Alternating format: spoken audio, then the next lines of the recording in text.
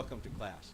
I'm Dr. Greg Parsons, and I'll be your instructor and facilitator for this particular class.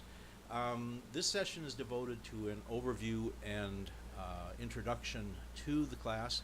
I'll be talking about the syllabus, what the required readings are, what the schedule is, when assignments will be due. I'm basically giving you an idea about what the expectations are for your performance and my performance in this particular class. I'm glad to see that you were able to find your way into the video classroom. You will be seeing more of this throughout the class as I try to keep students up to date and prepared for their assignments. So for the next few minutes, sit back and enjoy yourself. This is the easiest part of the class is watching me do my performance. So glad to have you here, and we'll be talking more later.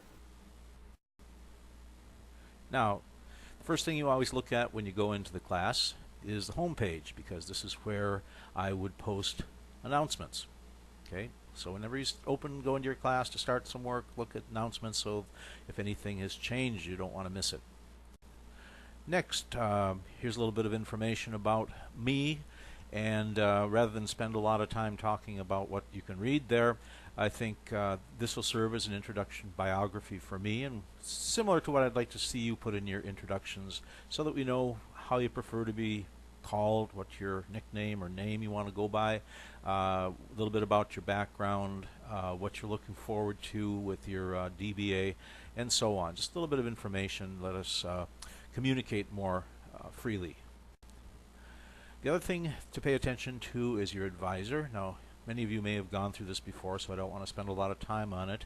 When you come into the program, you get assigned to an advisor based upon the last name, first letter of your last name. So, for example, if your first letter of your last name starts with an F or a G, you would be assigned to me as a advisee. I would be your academic advisor. And if there's a problem that your teacher can't handle, first step is for you to come to me, and if I can't handle it, then I go on to the next step.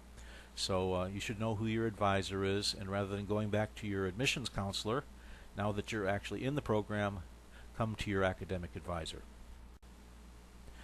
Now we're going to get into the syllabus, and as you know, working with Blackboard, many times when you try to copy something into the text editor, the formatting kind of changes. So what I've done is I've also supplied a downlink to allow you to download the syllabus in its Word format directly to your computer.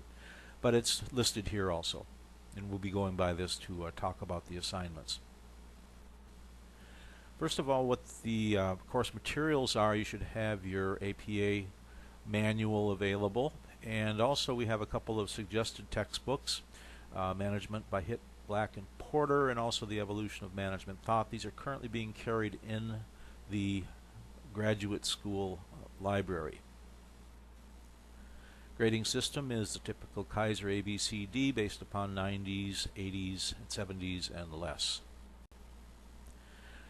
The class will be set up with weekly or bi-weekly discussions as well as some papers. The discussions, I will talk a little bit more about this later, but we're going to be running 2-week discussions. That'll be worth 5% each. Okay, so the discussion will roll over into the second week. Also, you're going to have a paper due, a 3 to 5 page paper, which will be worth 10% in week number 2. So I'd like to see examples of your writing earlier rather than later. And then we have sort of shorter, briefer papers scattered throughout the class to kind of reflect what we're doing in our discussion posts. Late penalties: when you turn in a paper past the due date within the first week, it's a 10% penalty. Within 2 weeks of the due date, 20%, and so on. It's all meant to encourage you to pay attention to the schedule and to realize that other students are working according to these deadlines, and unless you have a special circumstance and you discuss it with me ahead of time, you're going to get a penalty for turning in late work. Okay? Plagiarism is always a continual issue. Of course, it comes in various forms. There's intentional, where you turn in somebody else's paper as your own, or you turn in a work that you did previously in a different class in response to a requirement in this class. That's called plagiarism, plagiarizing yourself. And then there's unintentional plagiarism, where you thought you had correctly referenced an author, but you forgot to do it. And those are more minor infractions, but still we're trying to teach you to avoid those sort of situations. So always try to reference your material correctly. There's a graduate student incomplete policy, which means if you're approaching the end of the class and it appears for a valid reason that you will not be able to complete all the coursework, we have a option of going with an incomplete, which will add an extra 4 weeks to the completion date of the class. You turn in all the work for the course within 4 weeks after the class ends, and then you will receive a grade based upon all the work that's been submitted. The downside is the highest grade you can get is a B, because of course you're getting more time compared to everybody else. But in certain situations where there's just absolutely no way you could complete the work because of an illness, because of a death in the family, something that you couldn't get around, here's an option that we can work with. But you have to get in touch with me ahead of time to let me know that you're going to need an incomplete. All right, let's just quickly run down what you'll be looking at in the week 1 assignment. You'll notice here that as part of your assignments every week, you'll have to watch some movies, me going through your assignment and talking a little bit about some of the more complicated or somehow more vague issues that might be involved to give you a better idea of what's required. Then we have 4 different articles from various journals out of the online Kaiser library. That's your required reading. And then, yes, watch and read. And then you're going to be writing a discussion post. And you should pay attention to the requirements, because I'm fairly strict about these. I want you to spend some time with this. This is an important assignment. What you turn in should be in APA format with all the spell checking done, all the grammar checking done. There should be no misspellings. You should have at least 5 references, including 2 outside references. So you should use the references from the required readings. That's why they're there. And then find 2 more that are related to what you plan to do in your initial post. The initial post should be 800 words, roughly. Okay, give or take a few. It's a substantial contribution, but remember, this is going to last us for a couple of weeks. So we want to see a more thorough and substantial investigation and presentation about what you think about the topic. So quickly, how to write.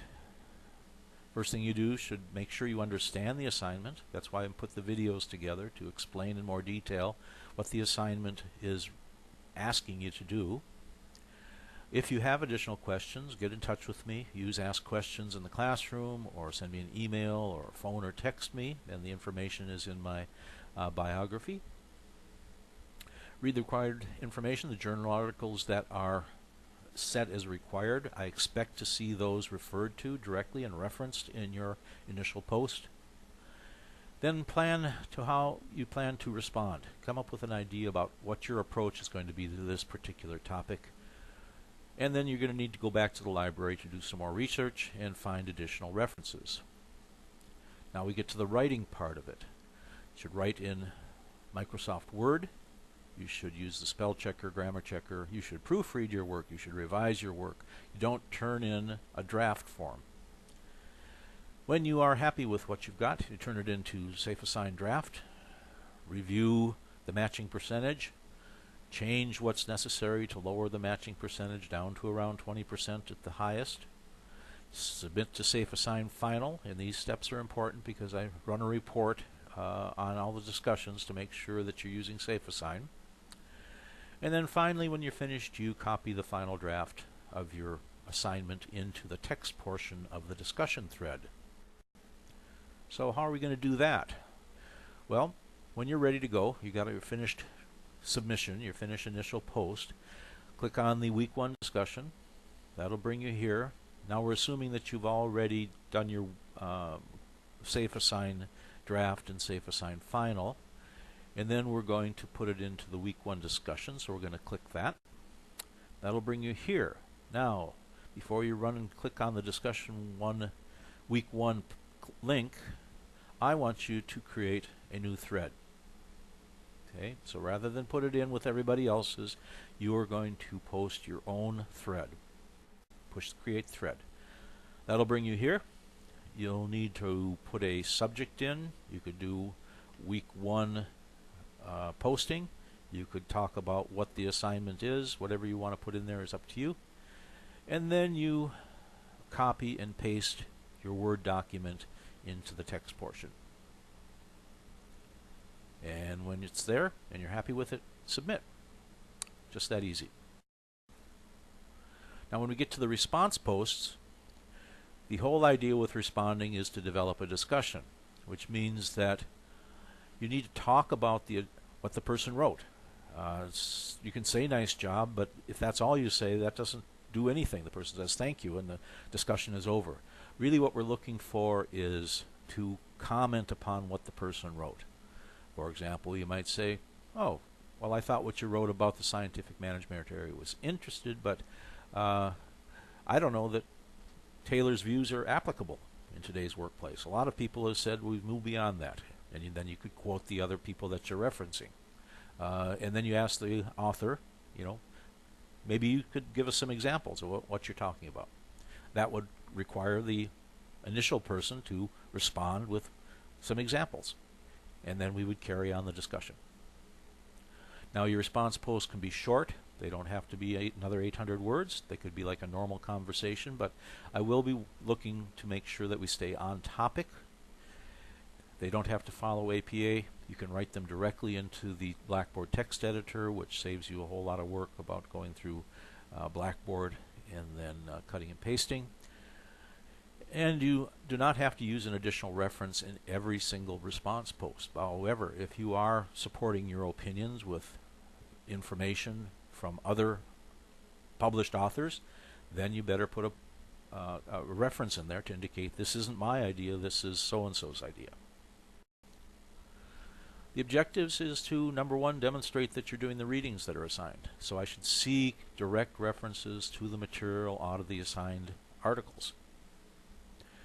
I also want to see a back and forth dialogue, and part of that will contribute to your final assessment for the week's discussion. It gives me, or your instructor in a particular class, an opportunity to teach by providing examples, by asking additional questions, and in the same way that if we were sitting in a physical classroom discussing the topics that we've been reading about for the first week, I would ask you questions, and I might provoke you to respond further and ask other people to comment on what you've said. So we're trying to simulate a on-ground, in the same room type of discussion. However, of course, this seems like a lot more work, and we're going to need a bigger boat. The bigger boat is the 2-week discussion periods.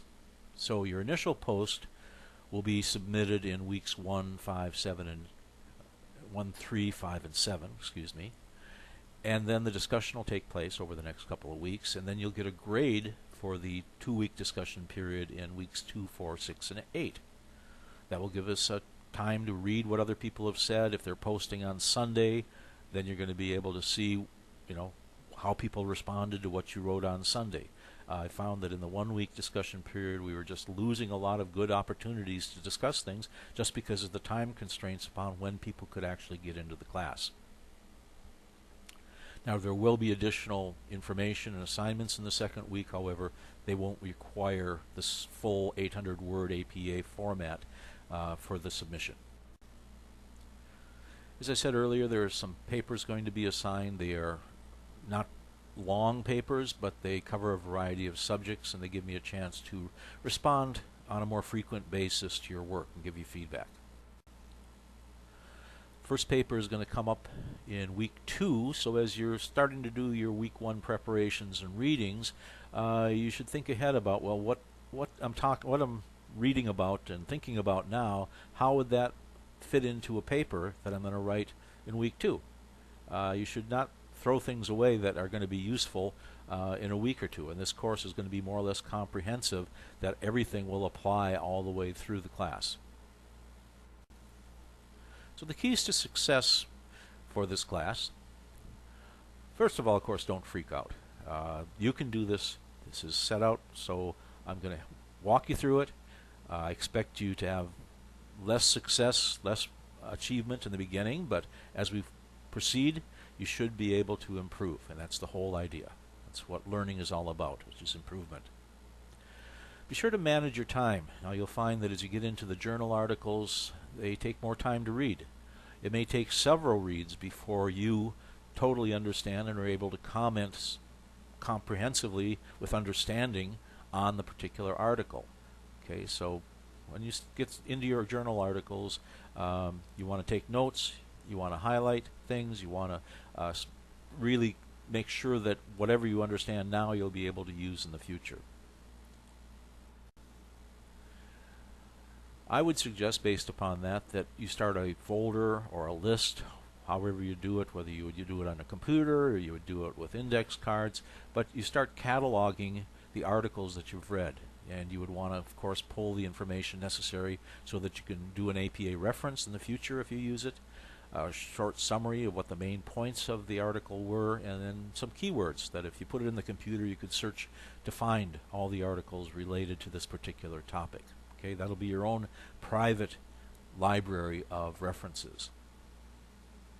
So rather than Sheldon throwing all his work away, you will catalog your work so you'll be able to use it in the future.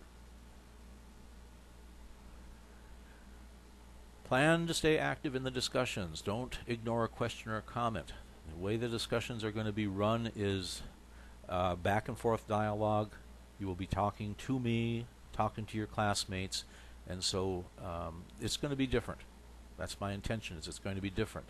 So if somebody asks you a comment, makes a comment, or asks you a question, be sure that you respond.